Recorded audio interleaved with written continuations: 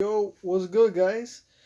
My name's Adrian. In case you don't already know, today I'm making another YouTube video. This video that I'm making today is for all the horror fans out there, just like me. So if you're a major horror fan, if you like the major classic slasher franchises, this is definitely the video for you. I will make a disclaimer and say that anybody who has, I will be talking about one movie particularly that I already saw.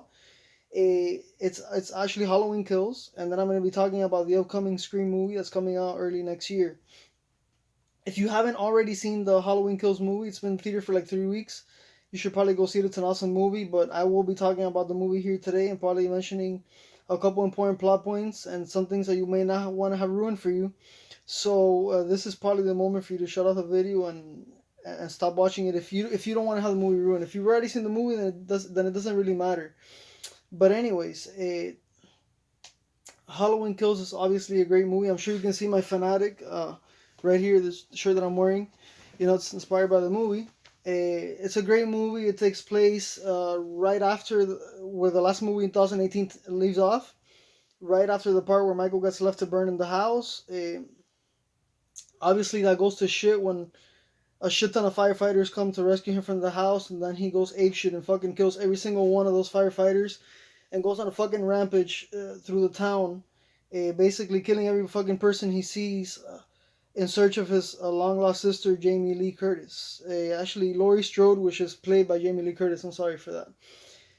But yeah, the movie is definitely not. I wouldn't say it's scary. Like it makes you keeps you at the edge of your seat. Scary, like kind of like Paranormal Activity, The Exorcist does, but it's definitely gory. So if you guys like gore, if you guys like violence, and if you guys like a lot of blood and all that shit that all these horror fans like, kind of like me, then you can probably dig the movie pretty much, and it's really good. So in this movie, they bring back every single survivor from from the original movie. So Tommy Doyle. Nancy, Laurie Strode, Lonnie, all these people that were in the original movies that survived Michael Myers' rampage. They bring him back, and they obviously it's like 40 years later, so they're all like pretty much middle aged people, and they basically gang up with a bunch of other people from the town in order to take Michael Myers down and hunt him down and eventually and kill him and end the tradition that Haddonfield has with Michael Myers and his slashing and killing and all that shit. Obviously, that doesn't happen. You know, obviously Michael Myers stays alive at the end. You know, there's another movie in the making called Halloween Ends. So anybody who knows that would automatically know how Michael Myers is not gonna die in this movie. Plus, he never really fucking dies. He's like Jason. He always comes back to life or finds some kind of way to come back. You know, I thought he would have died in the last one. He got left to burn, but you know, something had to happen. You know, then he comes out again and does the same shit all over again. Um, this movie has a lot of interesting twists. So actually, one of the survivors from the last movie does end up dying in this movie. I believe it's Laurie Strode's daughter. I forgot what her name is right now. All of a sudden, on the top of my head, but Laurie Strode's daughter, not her granddaughter, not the teenage girl, but the mother of that girl ends up dying at the very end of the movie. Also, all of the fucking survivors end up dying, which is something that I didn't even like because it's like they survived 40 years of mayhem, Michael Myers, and then they just kill every single survivor. All the four survivors of this movie end up dying, except obviously Laurie Strode. You know, and actually, the surprising thing about this movie is that Laurie doesn't even fight or see Michael in this movie at all. Like the entire movie is about Michael finding his way back to Laurie, but Laurie doesn't come face to face with Michael in this movie not one time, which is pretty funny. She's just cooked inside the hospital the entire movie up until the end, and then Michael Myers is pretty much just going around killing everyone he sees. Nurses, cops, people from the block, teenagers that are having smoking weed in their car, all these things. So yeah, the movie's pretty good. I definitely recommend it. The body count in this movie is unlike anything you've ever seen in the Michael Myers franchise. I guarantee it. If you're going to see it for the body count, this is definitely the movie for you. If you're going to see it because you like to get scared and you like to feel on the edge of your seat, it's probably not. I mean, I found it to be okay, but it wasn't a great movie. But I mean, to me, it was awesome because I like the whole thrill of the kills and the blood and just Michael Myers popping out and doing his thing like he always does. Just obviously in a new setting or a new type with a new cast or with a new set of people. But it's definitely not scary. You know, I didn't find it to be scary at all. The next movie, but yeah, that's pretty much Halloween Kills in a nutshell. I recommend it. Like I said, it's been in the theater for 3 weeks, so it probably won't be there for too much longer.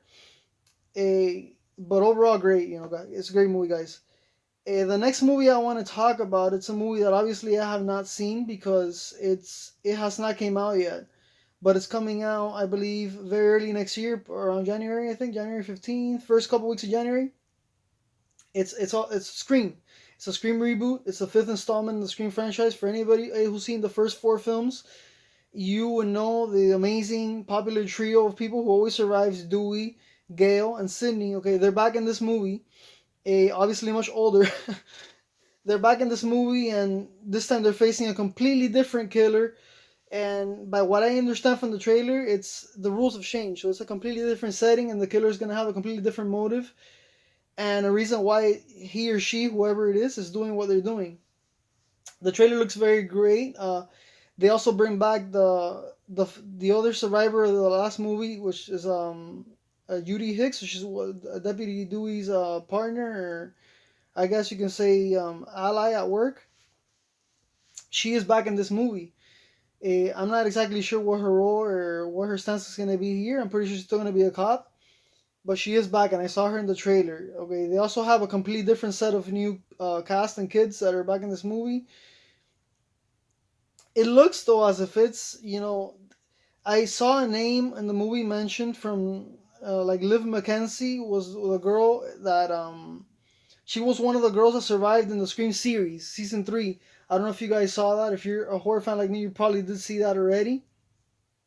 She survived, and they bring back a whole different girl in this movie with the same name. I don't exactly know what the story from the original 3 survivors and this girl has to do with absolutely anything. They're two completely different stories, but for some weird reason they're bringing all this together in one movie. I can't wait to see how that goes. I'm definitely gonna go see the movie. I'm very interested. I like the first 4 Scream films. Of course, I have the most fun trying to figure out who the killer is. It's always something that I try to do, and for the most part, I always guess right, at least in one of the killers. Because in all these movies, there seems to be 2 killers, except part 3. That if for anybody who's seen it, you would know the killer was Roman Bridger. That's Sydney's long lost brother. Uh, who the fuck knows who the killer is gonna be in this movie? But it's most likely gonna be somebody related to her. I don't know who else is left that they can bring because everybody that's related to her has probably been a killer already at one point. In part 1, it was obviously her boyfriend and his friend. In part 2, it was her ex's mother and one of her best friends from college. In part 3, it was her half brother, and then in part 4, it was her cousin and some geeky kid from the cinema club in Woodsboro High School. So who knows who the killer is going to be in this movie? I'm super excited to see who it is. I'm super excited to see how this movie goes. I'm super excited to see the storyline, and I'm super excited to see the all time original trio survive once all over again, or is one of them gonna die like one of them did die in this last Halloween movie where the daughter of Laurie Strode ended up dying at the very end of the movie. Who knows how it's gonna go? But I'm super excited. I can't wait to see it. It comes out January 15th. I have a little souvenir here. Any of you who like Scream, this is probably one of my oldest relics. It's hanging up in my room somewhere. It's brought it down here. I'm gonna go ahead and do this.